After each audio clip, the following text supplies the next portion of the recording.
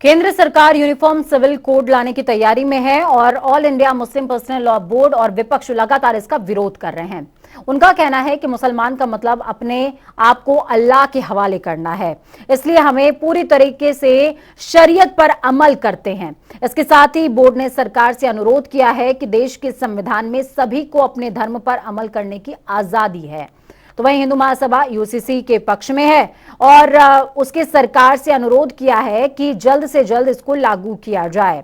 इन्हीं सब मुद्दों को लेकर हमारे संवाददाता केशव पांचाल ने हिंदू महासभा के राष्ट्रीय अध्यक्ष स्वामी चक्रपाणी जी महाराज से खास बातचीत की है। सुनिए। सरकार लगातार यूनिफॉर्म सिविल कोड लाने की तैयारी में है, मगर विपक्ष इसका जमकर विरोध कर रहा है। हाल ही में कई सपा सांसदों के बयान भी सामने आए हैं और सरकार इसको लागू करने के लिए पूरी तैयारी कर बैठ चुकी है। इन सब मसले पर बात करने के लिए हिंदू महासभा के राष्ट्रीय अध्यक्ष स्वामी चक्रपाणी जी महाराज हमारे साथ हैं। किस तरह से देखते हैं महाराज जी इस पूरे मसले को?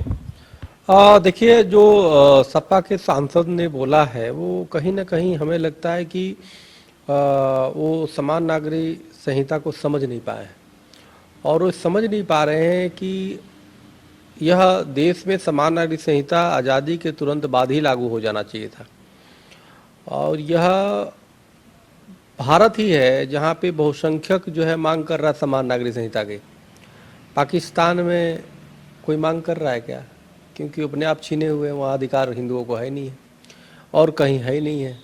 बराबरी का तो दूर, बांग्लादेश में देखो 14 मंदिर को तोड़ दिया गया।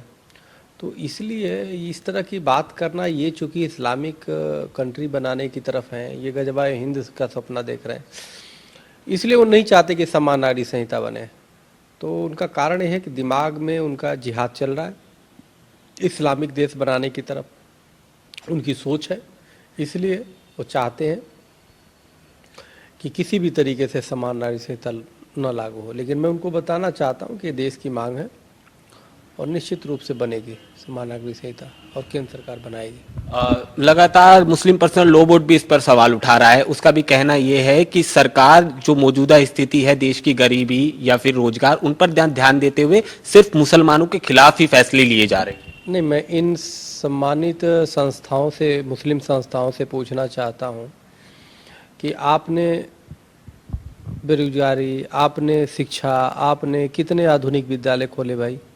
आपने कितने सामाजिक जन जागरण का काम किया? क्या किया? कितने कोरोना काल में सेवा किया? कुछ नहीं किया। बल्कि एक मुस्लिम बेटी बहन जो है, जब वो गणेश जी की पूजा कर देती है तो आप उसके खिलाफ फतवा जारी कर देते हो, लेकिन कभी आतंकियों के खिलाफ फतवा जारी नहीं करते हो।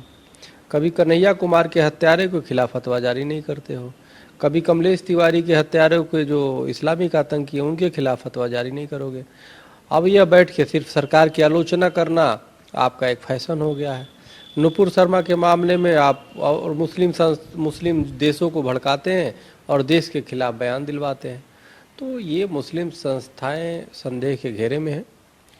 इन पे किसी भी तरीके से अभी विश्वास करने लायक नहीं है और इनको अपनी विश्वसनीयता सिद्ध करने के लिए ज़रूरी है कि इनको राष्ट्र की मुख्य धारा से जुड़ना होगा। जुड़ करके संविधान की जो नियम है, कानून है, उसको मानना पड़ेगा। और जो भी सरकार पहल कर रही है, देश हित में निर्णय कर रही है, कानून बना रही है, उसको मानना होगा। बहुत बहुत शुक्रिया हमसे बात करने के लिए। स्वामी चक्रपाणी जी महाराज हमारे साथ थे, जिनका साफ तौर से कहना था कि जल्द से जल्द यूनिफॉर्म सिविल कोड को सरकार को लागू करना चाहिए और जितनी भी मुस्लिम संस्थाएं हैं या विपक्ष जो लगातार इस पर सवाल उठा रहा है, उसे इसके मायने को समझने की जरूरत है। कैमरा पर्सन चंचल के साथ केशव पांचाल, जनता टीवी, दिल्ली।